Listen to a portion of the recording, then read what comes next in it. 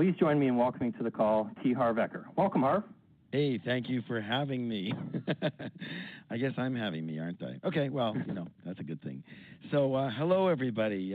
Thank you for being on the program once again. I've been telling people, yeah, we have a tele-show tonight. They go, what the heck is a tele-show? And I go, I don't really know. I just made it up. But, I guess that's a good principle. You can just make things up, and if people like it, then just keep on doing the same thing, and you can start to coin things, and all of a sudden, you're famous. Who knows? Anyways, I want to welcome you to this program here. I'll be your host for the next hour. I want to thank you very specifically for your time, and if this is the first time you've been with us, then where have you been? But anyways, it's a very unique format because we're going to be examining the minds of rich people. And not, again, just the strategies for financial success in business, but the thinking behind the strategies and the character behind the thinking, because that's where it all starts, isn't it? So let's get into it right away. I want to, I saved this person for the last phone call, very, very much for a reason, and that's because he's actually the first person I thought of when I knew I was going to do this. There's not that many people out there that are in his caliber, because I'm going to introduce him to you and tell you some of his accomplishments, but literally, you're not going to find a nicer, sweeter person who's just really intelligent, well-rounded, very well-balanced, and one of these guys that you want to emulate who's got it like really all together. It's kind of like you look at this guy and you go, does he really have it all together like that? And, every time I talk to him, he fakes me out, and I believe that he does. So literally, he's a great, great human being. In the last 14 years, he's actually added value to his marketing clients to generate over, listen to this, $233 million in sales and profits from all kinds of advertising and marketing, specifically TV ads, QVC, home shopping network, retail catalogs like the Sharper Image, space advertising, and Parade magazine, and internet marketing, which he specializes in. He makes over $1 million a year. I mean, makes, not revenue, earns profit in his pocket just from the information marketing products that he does from teleseminars. And, he believes, like myself, that literally that information marketing is the world's most profitable business, and bar none. Again, it doesn't matter what you are doing. If you use the same principles, it's going to work. But I'll tell you once again, those of you just came to Train the Trainer, those of you who have been in our programs around knowing what we do and how we do it, hey, we're not crying. We're doing pretty good. And what business are we in? Information marketing. And again, I'm going to say this to everybody right now. This would be a good business or side business for you. So let's get back to this gentleman here. He's a consultant for Dale Carnegie Training, New York University, OneShoppingCart.com, Mutuals.com. He works with some of the top leaders in the whole world, including myself and David Bach and Harvey McKay and Stephen Covey. He's co-founded multi-million-dollar websites that make him, again, hundreds of thousands of dollars a month in residual passive income. I'm going to say that again, passive income, like audiogenerator.com, instantvideogenerator.com, askdatabase.com. And literally, he runs an entire publishing business from the comfort of his own home near San Francisco, California. He lives with his wife there, Amy, and his two kids, Gabriel and Brianna. And he wanted me to mention those very specifically because one of the differences we're going to find in this particular phone call is that this guy, well, I can't say he doesn't work hard. He probably does, but he sure doesn't seem it. And he's got loads and loads and loads of free time that he spends with his family and their friends and balancing and playing racquetball and squash. And just, again, one of these guys you want to emulate here. Some of you have met him at some of our other programs. And I really wanted to have him on here because he's done very well for himself and he does very well for others. Welcome, Alex Mandossian. Hey, Alex, Harv. how you doing? I'm doing great. We're going to meet each other in a couple of days. I'm at your training at the Millionaire Mind Intensive. I'm going to go through with my wife, Amy, so it's a never-ending learning process for me, too. Well, you know what? That's probably the first thing, around the fact that you're willing to go to somebody else's seminar and take it as a student, says everything there is to say about you.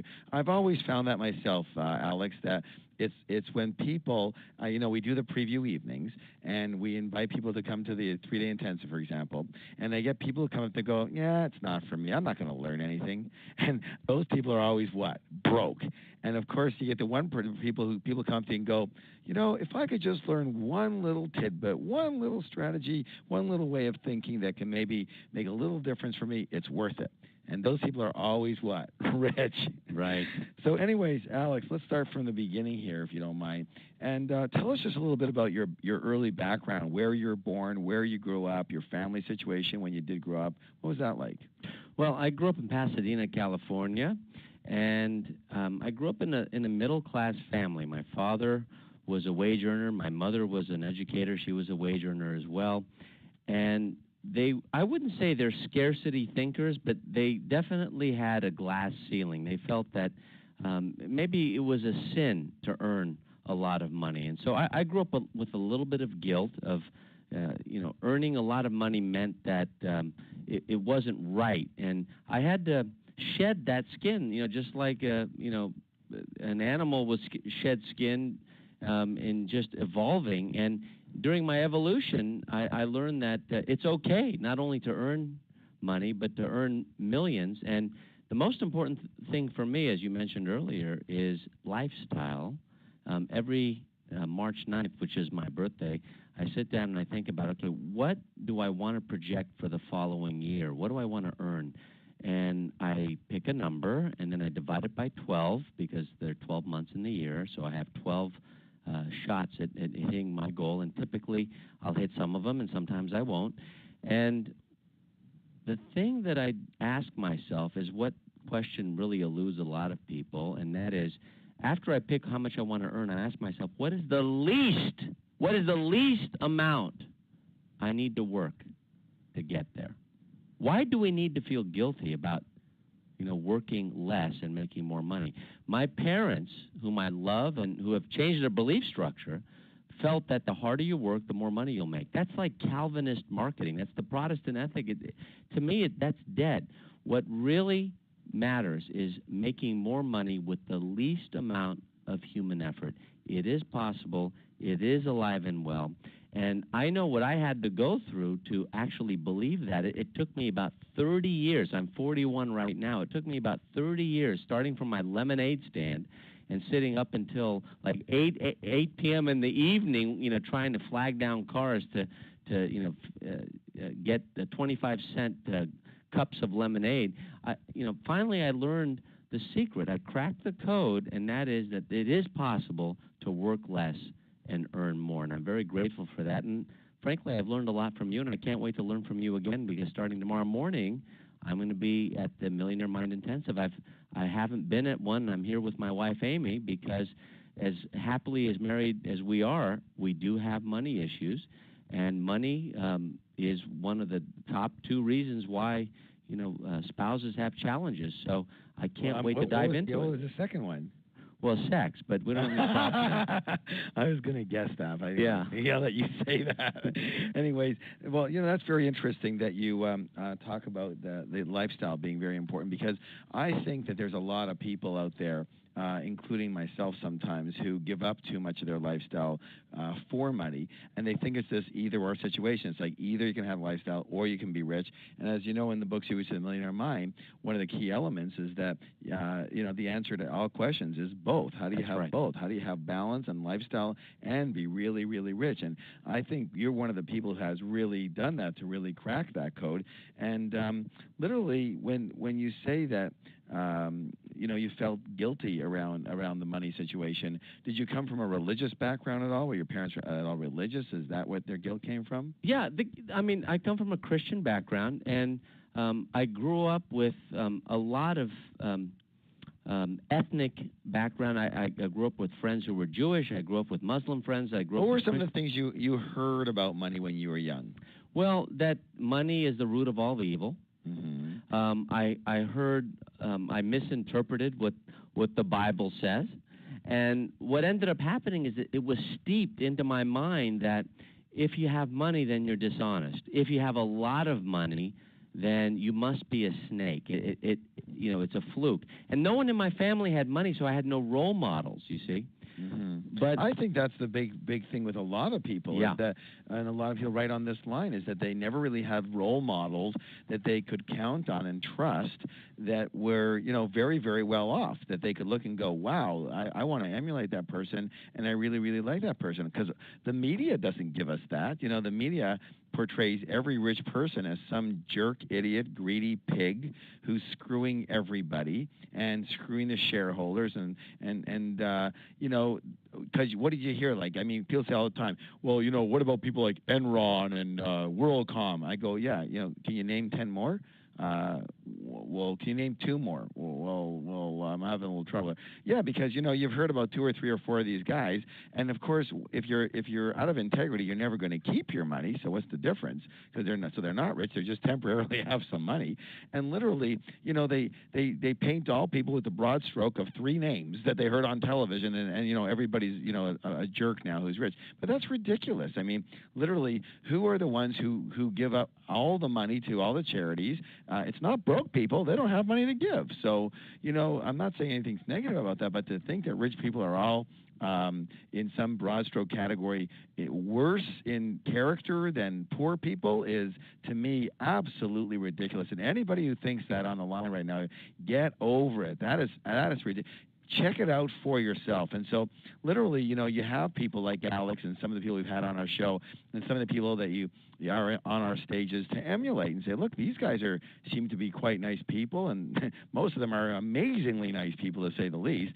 Lots of love, lots of heart, lots of spirit, and they have a lot of money. And so, you know, I think that people have got to get over that. Well, there's a good reason why the media do that, Harv. It's my opinion they do it because they're broke.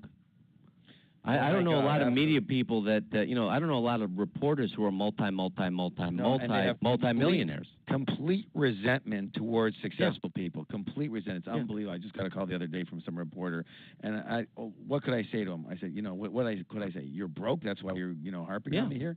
But that's exactly what they do. Tell me. Let's start about some of your early situations again. You said the lemonade stand. What were some of the early businesses that kind of gave you a taste of business and some of the learnings you had early on, or some of the, like, how did you make that switch? Well, you know, I can trigger it back to about 9 years ago. So a lot of people ask me, you know, when did you become a millionaire? And my answer is always the same: when I decided to become one. I didn't have the net worth of $1 million. I didn't have the income of $1 million. But when I decided to become a millionaire, a multimillionaire, that's when I became one. Because really, in my mind, I was one, and it was just a matter of time. And what was amazing is when you go back to some of Napoleon Hill's principles of decisiveness, which is the most important of the 17 principles in Think and Grow Rich, you know, what I decided is, I want to become a millionaire, and it took me 9 years to become a millionaire. And here's what's amazing, Harv. It took 9 months to make my second million. And it takes 4.5 months to make the third. So it almost is like a half-life. You take a sheet of paper and you double it, and then you go to 4, then 8, then 16, then 32. If you double it 50 times, I ask people, you know, how tall is that stack? Is it from the you know, floor to the refrigerator? It's from the floor to the sun. And if you double it a 51st time, it goes from the sun, you know, from the earth to the sun and back. And so someone asked Albert Einstein one time, you know, who I think many would consider a genius, you know, what is the most powerful force in the universe? And he said compounded interest. And so when you look at wealth and you look at the power of compounded interest, what is compounded interest? I think that's leverage.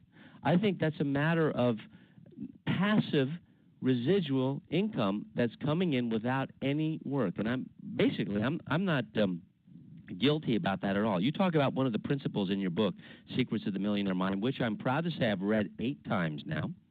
On page 18, you talk about... You hear that, guys? He's read it 8 times. That's why he's on this call. 8 times. 8 times. You know, I tell you what, Tony Robbins said, you become your questions.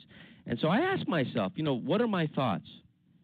And my thoughts lead to my feelings, which lead to my actions, which lead to my results. You talk about that on page 18. Anyone who has Secrets of the Millionaire Mind, go to page 18 and read that passage. Because if you want to make the most money with the least amount of human effort, your thoughts will lead to feelings, will lead to actions, will lead to results. You know why I'm here, Harv, at MMI? The reason I'm here is because you are an experiential trainer.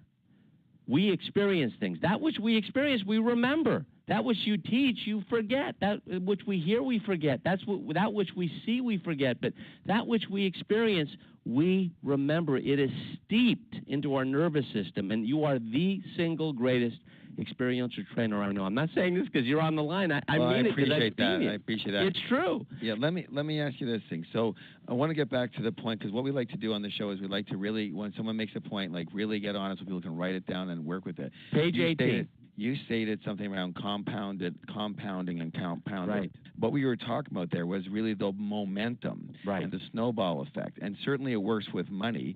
And of course, you know, it depends on the rate of return. But again, if you're doing Millionaire School and some of our other programs, rates of return are going to can be very substantial. That's all I can say.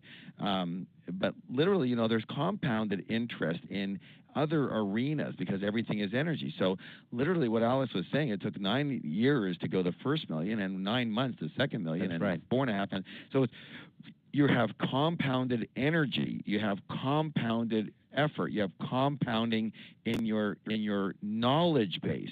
And for a lot of people on this line right now, I've said to you before, and I'm going to say it again, you're closer than you think, okay? You're closer than you may believe, because it might be a little troublesome right now. You may be going, oh, my God, how do I just, you know, get off this hump and just get to like a couple of 100,000 or, you know, 800,000 or make my first million?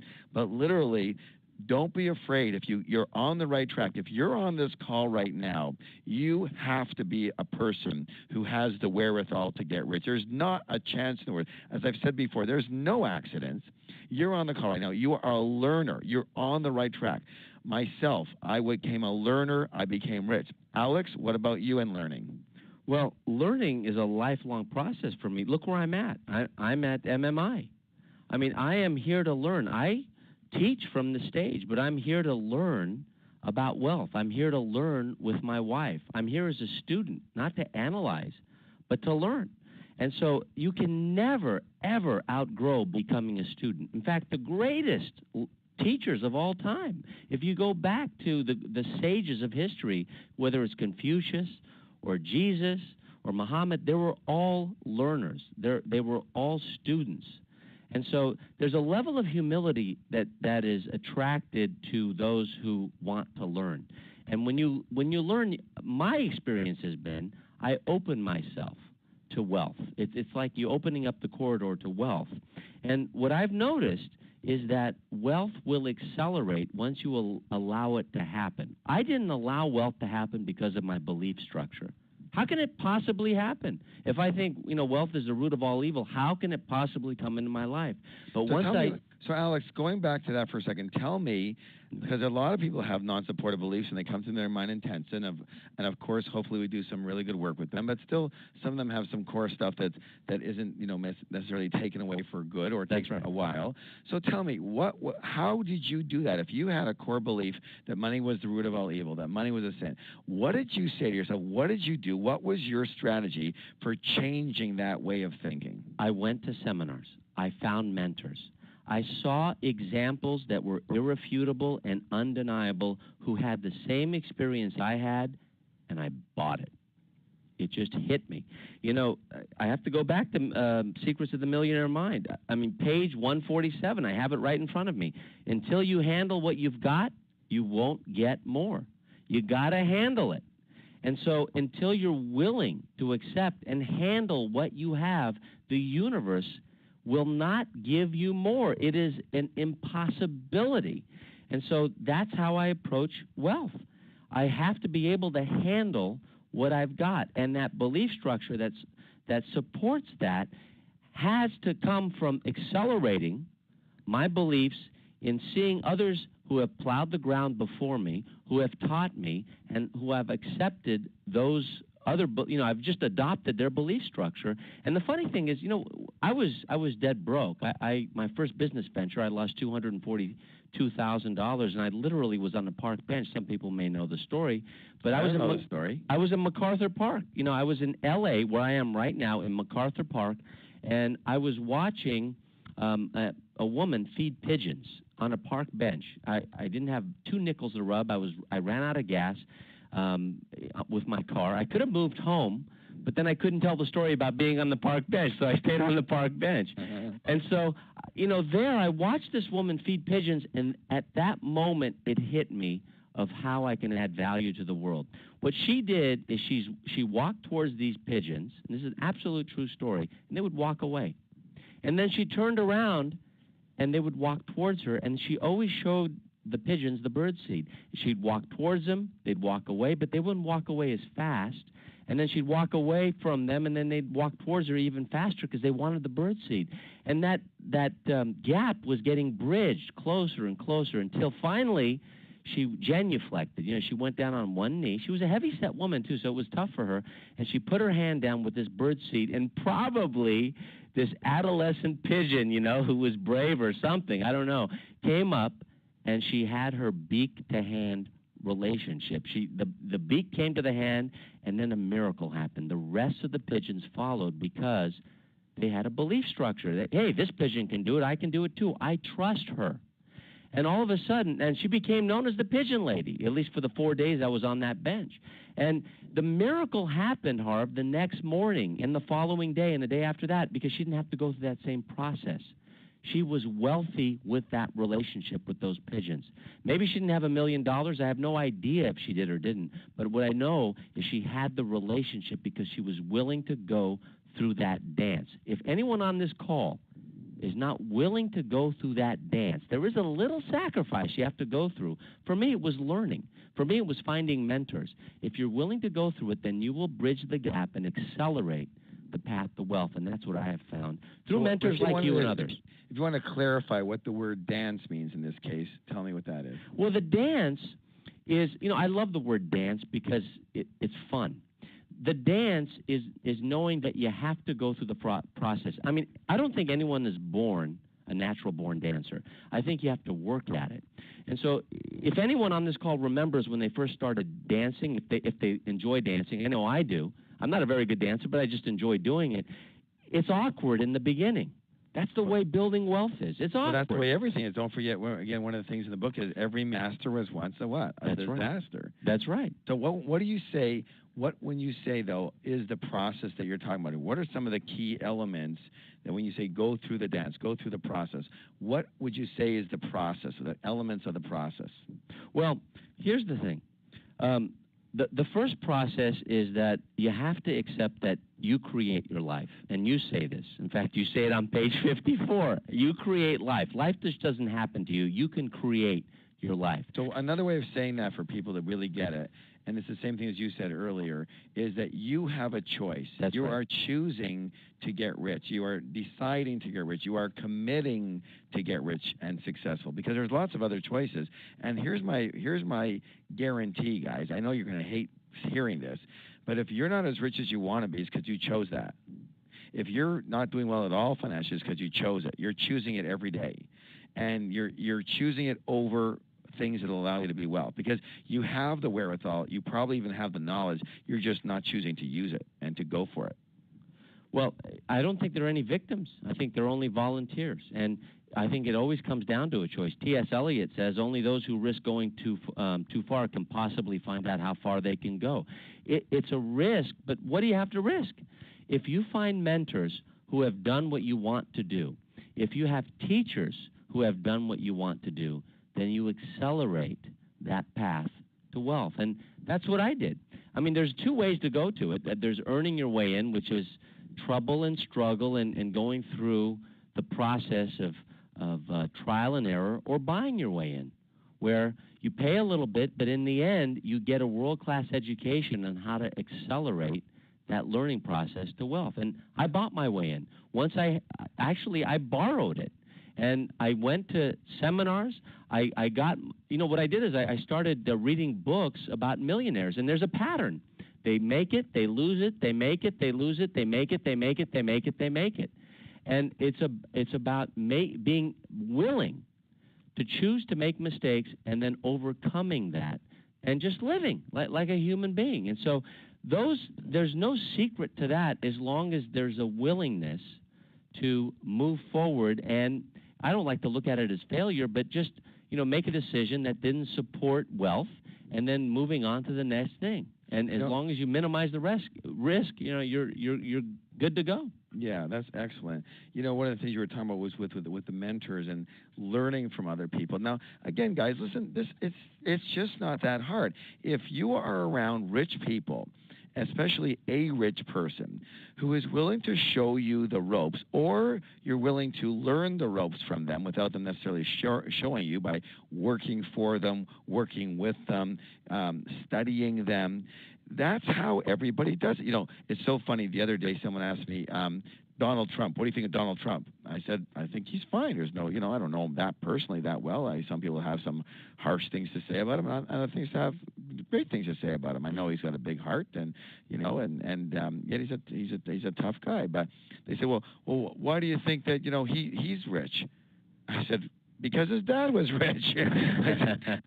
Because his dad was a real estate tycoon. That's why he's a real estate tycoon. There's no big secret there, It's like he didn't come out of the womb doing it.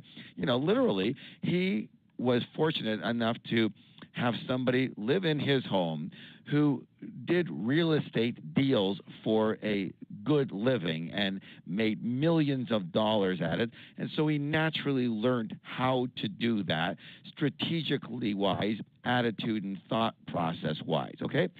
So those are the only two things, my friends. There's the thought process and there's the actual techniques or strategies, knowledge of doing things. There's not much else, okay?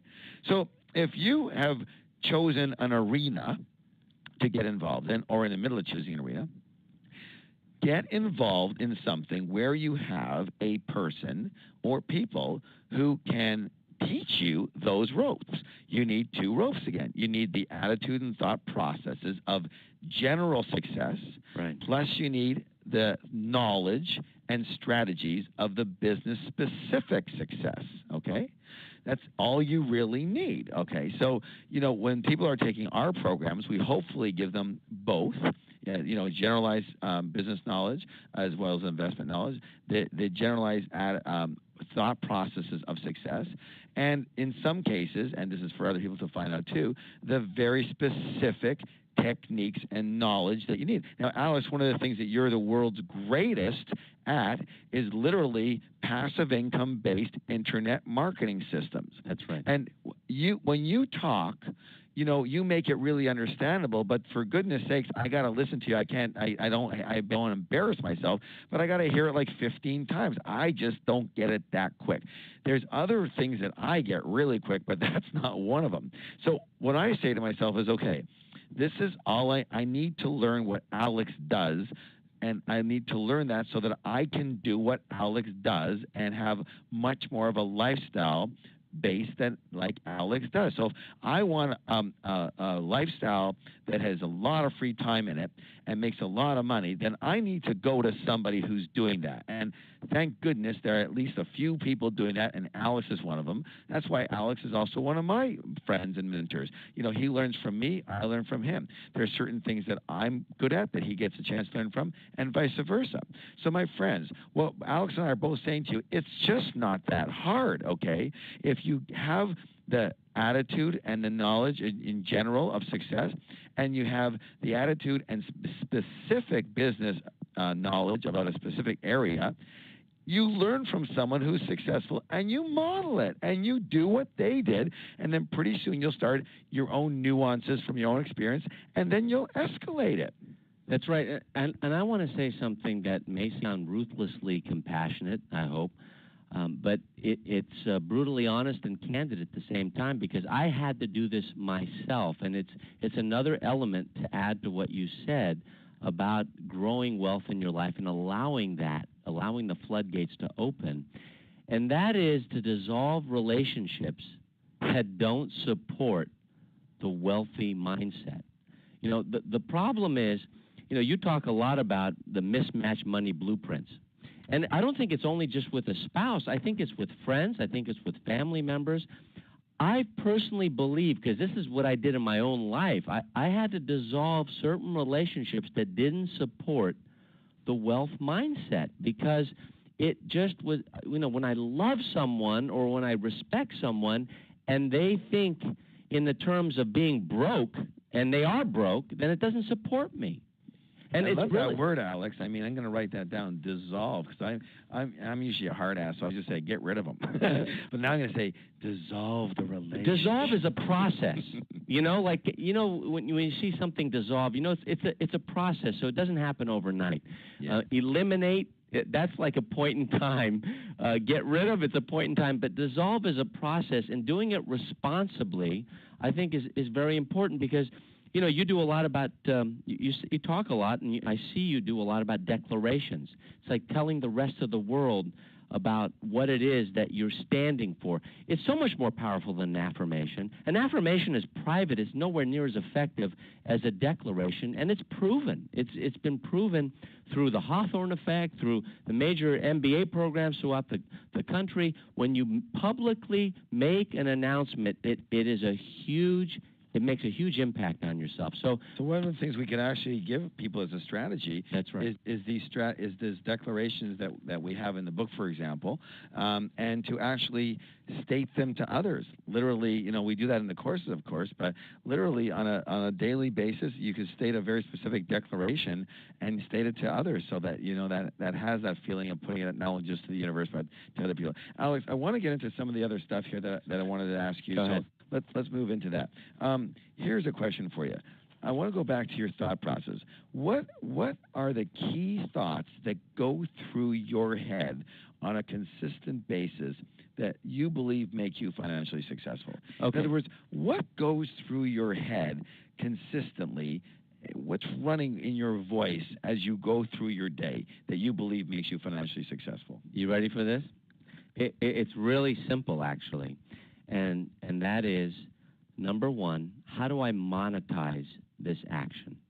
How do I monetize this? I mean, it's either a hobby or it's a business. If it's a hobby, great. It's a hobby. Do it for fun. But if you do a hobby and you do it day in and day out, you're going to go broke, because we live in a capitalistic society, so you have to monetize whatever behavior it is that you're doing. So I think to myself, how do I monetize this action? So about 2.5 years ago, I'm technologically deficient in a lot of ways. I don't know how to put up a web page, yet I make over $2 million on the net. So I asked myself, okay, what is the most intimate interaction online that is easy to do and won't take a lot of effort or money? And the answer was audio. Everyone listening right now can't see us, but they're hearing us. It's very intimate. For example, if you write something, you can't really write this. Listen to this, Harv. Ready? You can't write silence. You can't write whispering. What can you do? ... There's just so many exclamation points or question marks you can write. Audio is extremely intimate. So about 2.5 years ago, I had this idea of, how do I get audio online? How do I monetize that and allow technophobic people like me, because I'm technologically challenged. I don't know how to put up a website, but yet I think it's possible to make a couple $1 million a year online, which I do. So I asked myself, how do I monetize it? And then that's the first question. The second question is, how do I residualize it? Two of them they're both verbs. Monetize, that's a verb, and residualize. I have no idea if it's in the dictionary, but it should be. Residualize, meaning passive income. How do I get money over and over and over and over again? And you mentioned it at the beginning of this teleconference, audio generator. If you can use a phone like we're using today, you can put an audio generator message online. And that business makes tens of thousands of dollars for me and my partners. And probably last month, just for this call in preparing, I was keeping track of how much I worked on that business, and it came to 4 hours and 20 minutes last month. Mm-hmm. Okay? And let me tell you, middle 5 figures in revenue. So literally, one of the things that we've discovered here is that you said earlier that Robbins talks about this and many he'll talk about it. You're only as good as the questions you ask yourself. That's right.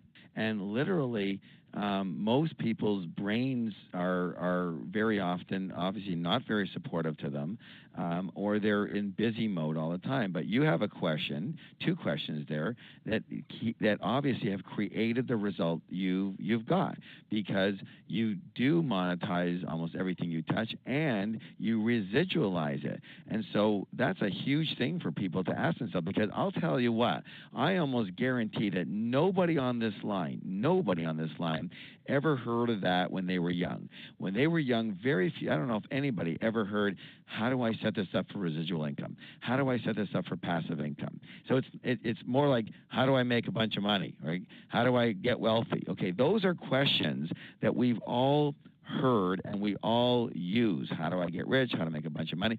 But very few of us have ever been trained to ask that question on not just a day-by-day basis, but a moment-to-moment basis of, how do I residualize this? How do I turn this into passive income? How do I create a system that works without me here? And what do I need to do? And how's the fastest way I can do it? It's so simple. It's so simple. A lot of multi-millionaires know how to monetize things, but if you ask them, hey, are you happy? They go, no. I'm working 16, 18, 20-hour days. I'm not happy. My spouse can't stand me. My children don't even recognize me. I'm not happy.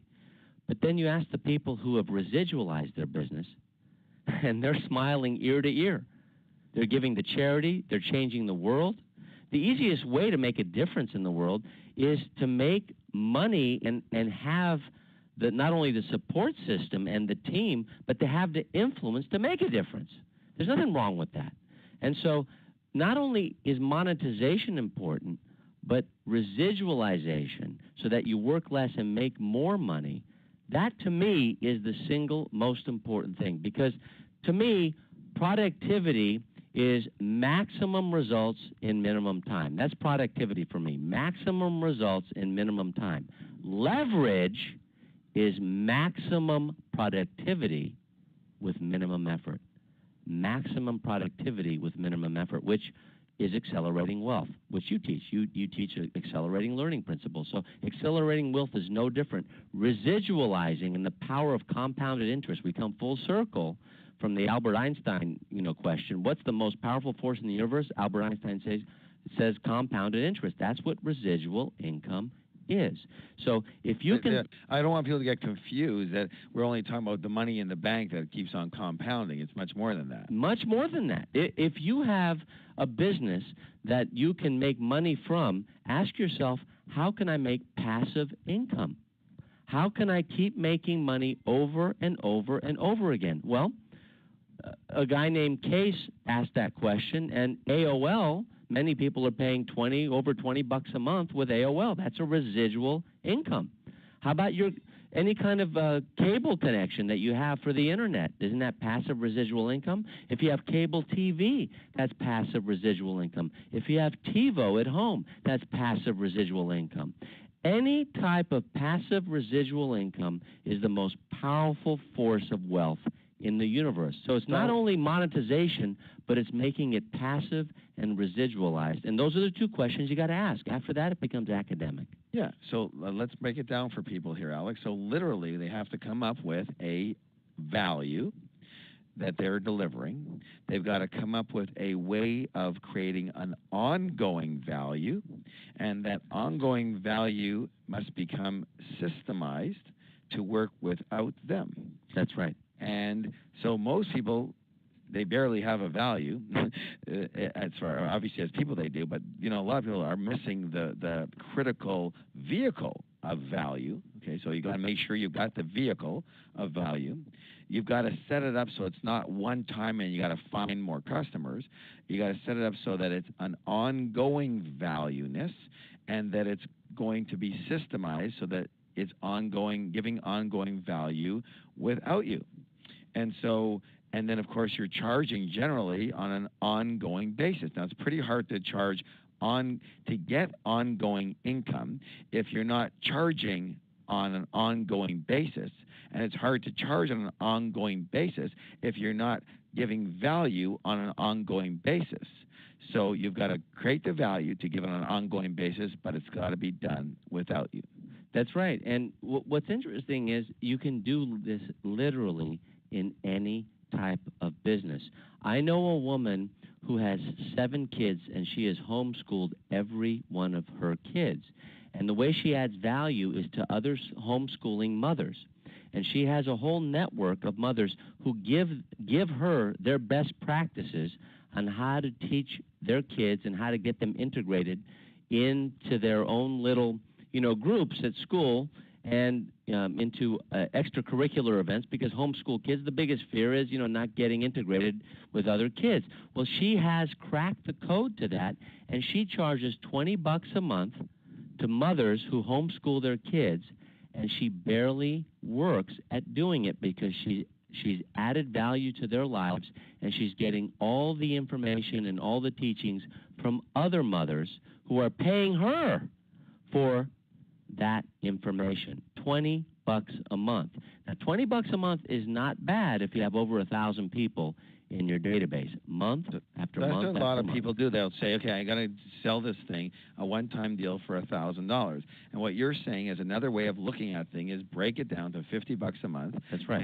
And make it ongoing. And people say, well, I'd rather take the 1,000 right now. The difference is, my friends, listen to this.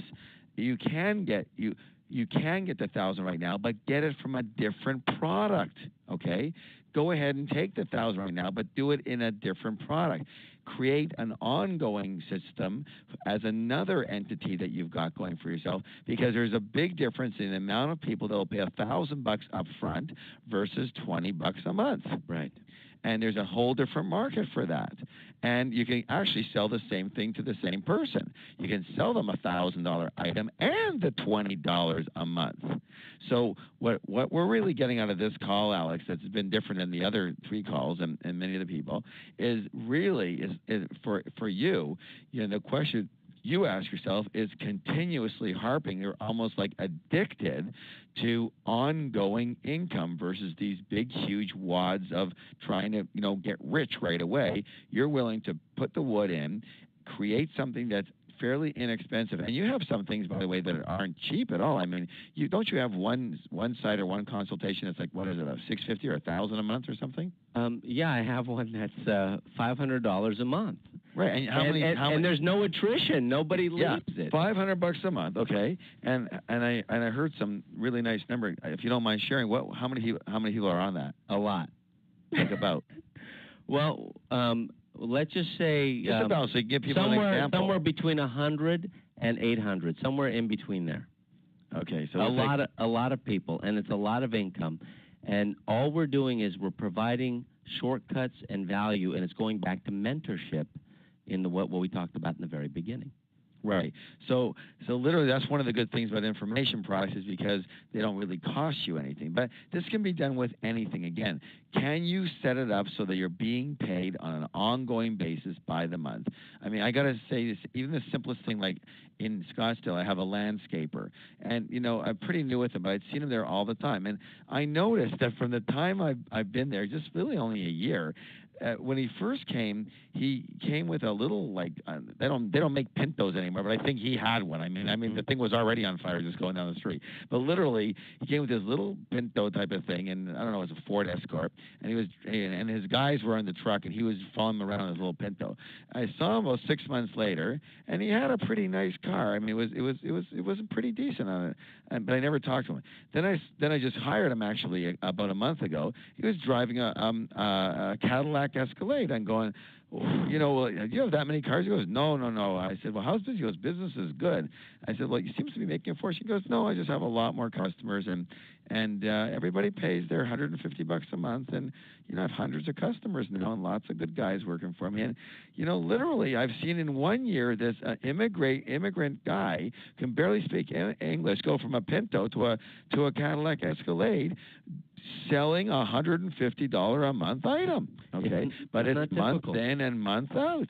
Yeah, it is not difficult if you monetize and residualize in that order, and it's not difficult at all, but you have to ask yourself that question. Would you agree? That's a great question. So this is going to be the biggest question that everyone's going to get off this. If we got off the call right now, if there was only a 1 minute call, that would be the biggest key right now. We're going to get back to that in a minute. Alex, tell me here. Everybody has obstacles and challenges in their life.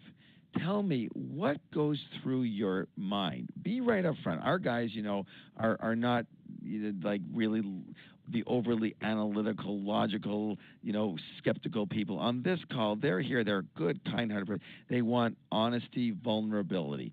Tell us, when you have obstacles and challenges in your life, what really goes through your mind when a major problem happens in your life? How do you handle it? What are the phrases that go through your head, maybe not so good ones, and then you turn it, or good ones? When the crap hits the fan, Alex, what happens for you in your head? You know what? I'm smiling. That's a fantastic question, and it goes back to learning. What can I learn from this challenge? I don't even consider it a problem. I just reframe it to it. What can I learn from this challenge? I lost $242,000, of which $240 was not even mine. And what I learned from it was watching a woman feed pigeons, and it changed my life. When you learn something from a situation, it almost dilutes the pain, and it's no longer a huge problem anymore. You know that there's a positive side, on the other end of it. So I ask myself, okay, I'm partially devastated, but what can I learn from this? What is the lesson here? Why did it happen? And I firmly believe that nothing happens by accident. Everything happens for a reason. I really don't believe in coincidence. So the first thing that goes through my mind, and the way I ask myself questions when something happens like that, because I go through business, there's a lot of chaotic situations I go through every single year, because the zeros are added. You take bigger risks. And so I ask myself, what can I learn from this so it doesn't happen again?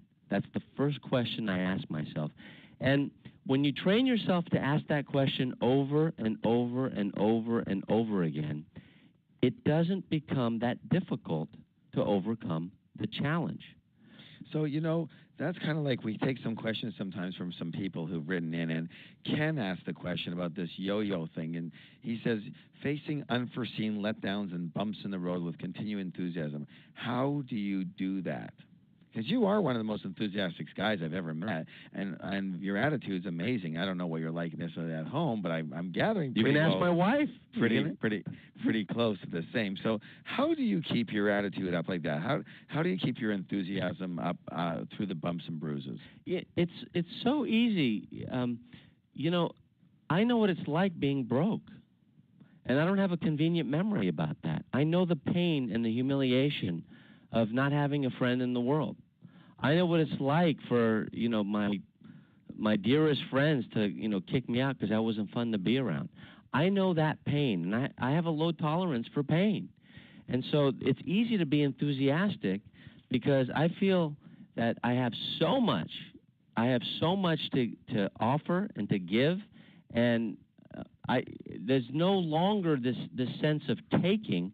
I look at giving, and that's where the enthusiasm comes from. Because you said it yourself, I think in one of your quotes, and maybe in the back of your book, it says the mark of true wealth is determined on how much one can give away. If you look at giving away, whether it doesn't have to be money. If you don't have any money, you can give away time. But if you look at yourself as giving away things, is giving away your time or giving away value that you know that you have, something that you have that others don't, it is impossible not to feel grateful for that. It is impossible not to feel loved. Harv, I'm going to tell you something that I've never shared before.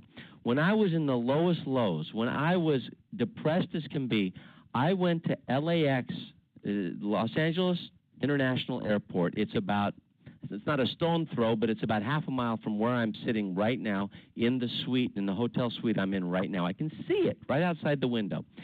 And I can't believe, I've never shared this before, but when I was in the low of lows and I was in debt over $240,000, I used to go to the domestic flight area where people would come from their flights, and then people would hug each other, like, hey, I haven't seen you in a while.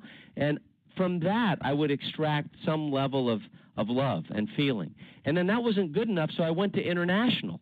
Because in international, they hadn't seen each other for a while, and I figured, boy, they really would love each other, and they did. They would cry, and they would say, oh, man, I miss you. And that feeling, I just had it steeped in my heart. I just watched it. I observed it.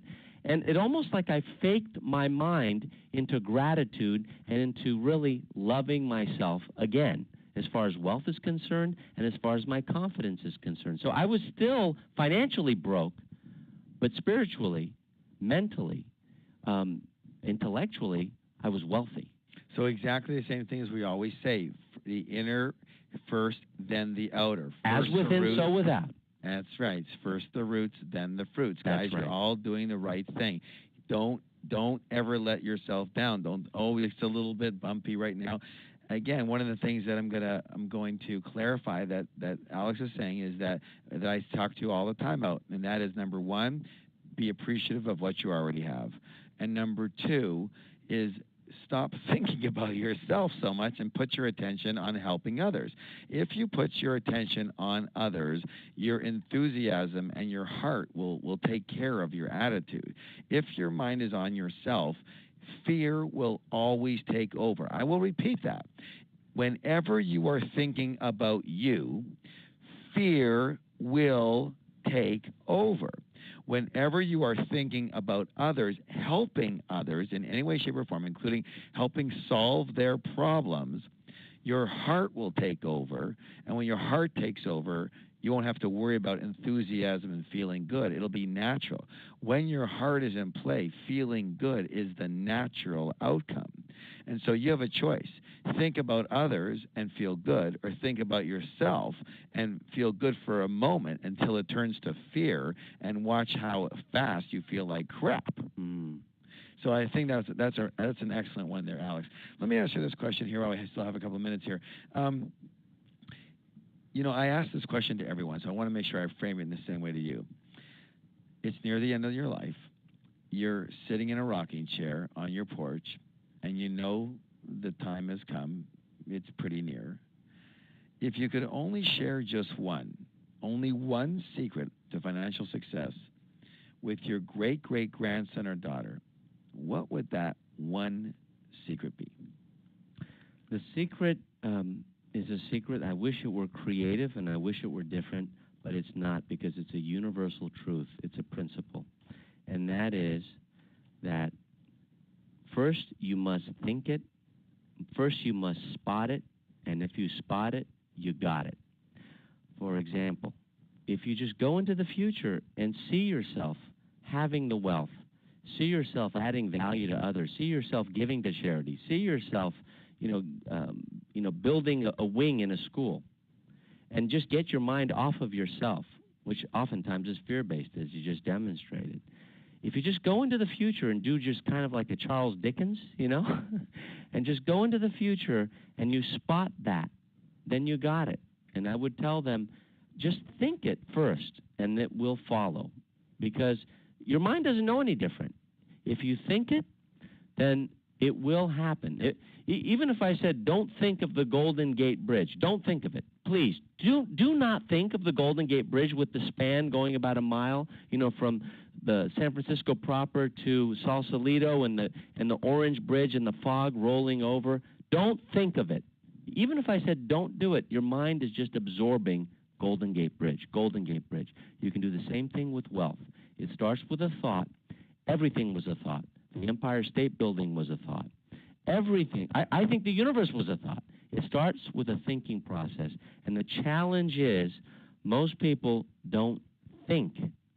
I think Think and Grow Rich is the best title in the world. You first have to think, and then you can grow rich. So what I would tell my grandchildren or great-grandchildren, if I'm not lucky, is first spot it, and if you spot it, you got it. And the fastest way to accelerate, is to find a mentor. Yeah. Yeah, absolutely. I guess that's what happened for me too. But I just want to clarify, when you say spot it, you got it, think it, you're talking about more like visualizing it. Is that what you're saying basically? See yourself in the process? Yeah, think of yourself as already having it. Think of yourself as already being there, steeped in it. Not just, mentally I have $1 million in the bank, but think about what the result of it, what the result of having that money looks like. Like if you think about buying a wing to a university or to a high school or to an elementary school, if you think about cutting the ribbon, to a building, to an entry of a building that you paid for, that's much more than thinking about growing wealthy. That's thinking about the result of growing wealthy. And if you think that far in advance of how people respond to you as a result of giving, then, in my experience anyway, wealth becomes academic. I mean, the money just comes to you because your mind believes it, and every pore and orifice of your body start acting as if, because your mind has already absorbed that feeling. So it's not just saying, I have $1 million, I have $1 million, I have $1 million. That's not enough. It's actually seeing yourself and what you're going to give, what value you're going to add to the community, to the country, to the world. And if you get very specific about that, the more specific you are, the easier it is. And that's exactly what I did when I was on that park bench in MacArthur Park. I thought to myself, I want to give to a specific charity, which I had in mind. And this year, on November 3rd, I am doing that. And it took about 9 years, but it happened. And I have no idea how it happened, but it did, because it was first a thought. I spotted it, and I got it at that point, but it took about 9 years to evolve and to actually happen. So that's what I would tell. One of the things I want to add to that, Alex, is because people think, I kind of heard stuff like this before. Like you said, it's not necessarily brand new, but it's what your secret, what worked for you. It also works for me. I used to use it in another term. I call it intention, a very clear intention. Mm-hmm. But literally, don't forget, guys, your thoughts lead to feelings, lead to actions, lead to results. Now, if you are visualizing yourself, or you are thinking yourself to be rich, or as Alex suggests, what you're doing with that money, and especially how you're helping people and giving with it, then what are you naturally going to do? You're naturally going to take actions that will include allowing you to reach that goal. And part of those actions will be to learn the necessary elements, including the knowledge and the character and the attitude it takes to become that person. One of the things I'm going to remind you of, that money isn't just about the money itself. One of the reasons to get rich is for who you have to become in character, in virtue, in attitude, in mindset, in order to be skilled or wealthy or successful enough in any arena in order to create wealth from it. And, again, what Alex is saying is the same thing that last week we had Bill on, and, this guy had become a billionaire at one point, and literally through thought process. Alex, last week, our guest, who at one point was the 25th richest man in America, was quoting Think and Grow Rich again, all right? So I want to encourage everybody to, reread Secrets of the Millionaire Mind. There's no question about that. A minimum of 8 times, like Alex, you got to keep up with him. But also, I think if you haven't read Think and Grow Rich for a long time, it's about time to pull that sucker out, reread that again. And you know what? My feeling, what I say to people about my book is, and I'm sure same with you, is, put it in the bathroom. Don't put it on your bookshelf. It will never get rid of it. Put it under your pillow. Yeah, pillow, bathroom, night table, kitchen table, where it's always there. So you can just open up a page, and you got a minute or two, and you read half of the page, and you close it.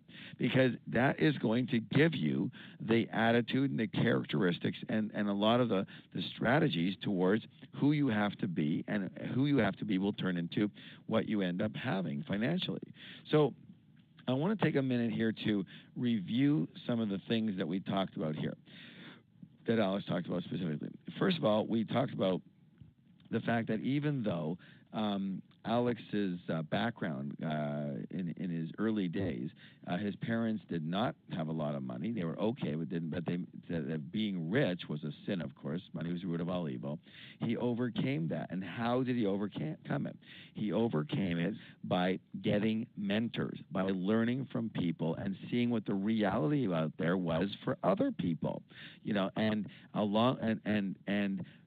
adopting their, not just their beliefs, but their strategies is what I've added also. And so that you want to adopt, you want to take people, look at them as a model and say, I'm going to model this person. Right. Again, if you wanted to be a great golfer, it's not, go get a video. You're going to get a video of John Schlabowitz. No, whoever ever heard of John? He don't know if he's a good golfer. You're going to get a video of somebody by the name of Tiger Woods. Why? Because he's the best. And if you swing like Tiger, there's a good chance you're going to get the results similar to Tiger if you have everything else going for you too. So you're going to learn how to do it. And again, Alex, like myself, and like Bill last week, and everybody who's been on the call, everybody has said the same thing. We all learned how to do our craft. We all learned how to think rich and how to think successfully. We all learned to develop our character, all right? So you're in the right place, but don't stop. Go further with your learning. Review your learning. Be more intense about your learning, I believe both myself and Alex are saying to you. The other thing that Alex really, really harped on there was that he became a millionaire when he decided to become a millionaire. He made a choice. And in Secrets of the Millionaire Mind, what we talk about is the commitment to wealth. Are you committed to it? Are you willing to do what it takes? Have you decided, yes, I'm going to be a multimillionaire? And if you have, how many multis are there, all right? Are you talking about 1 million, 5 million, 10 million, 20 million? You better have an initial number, because if you don't have that initial number, it's just not going to happen. The power of intention is very, very specific. Now, the other thing that we talked about here, Alex, was, are you willing to go through the dance, the process, recognizing that there is going to be wood to put in before you get fired and fire. And you got to have skin in the game. Exactly. And when the bumps and bruises come, like we say in our courses, are you bigger than your problems? Can you handle them? Will you let them take you out, or will you overcome them? And again, one of the things that we talked about here near the end of it was how you handle challenges. That'd be a good part to put that in right now. So, one of the things you say to yourself is, what can I learn from this challenge? As you said, you don't even call it a failure. You don't even call it a mistake. You say, here's a challenge. What can I learn from it so that I don't make this mistake again? Or at least if I'm going to make it, I'm going to make it in a less vital or critical element. So that's a huge one. What can I learn from it? And along with that, you talked a little bit about your two key questions. And again, I hope everybody's writing all this down. You better be, or I'm going to be on you like a leech, all right? Mm-hmm. So, two key questions. How do I monetize this action? Whatever I'm doing, how do I monetize it? That means, how do I make money from it? And number two, and this is the huge one for all of us tonight, this has got to be like on your television screen in front of all your movies from here on in. And literally, it was, how do I residualize it? How do I create ongoing passive income without me working from this situation?